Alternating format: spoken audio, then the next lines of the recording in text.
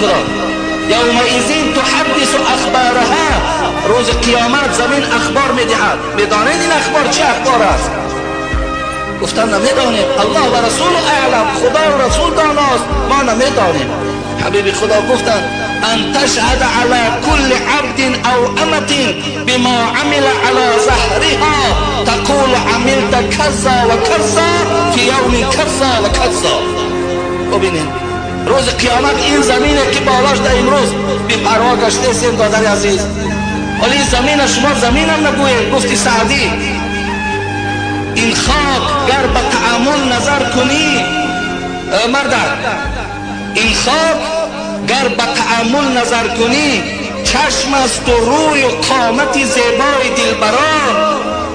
این خاک نیست، این خاکی که ببینن این چشم لگن، این روی هستن، اینا دستهای برادر شما هستن که به خواب بدل شدن. نوشیروان کجا شد و دارا و یزدگرد، گردان شاهنامه و خانان قیصران کجا شدن اینا؟ مرغ دیدم نشسته در باره کوس، کندوره های کوس توس، در پیش نهاده کله کیکاووس، با کله همه گفت که افسوس افسوس کو بانگ جرس ها و چی شد ناله کوس.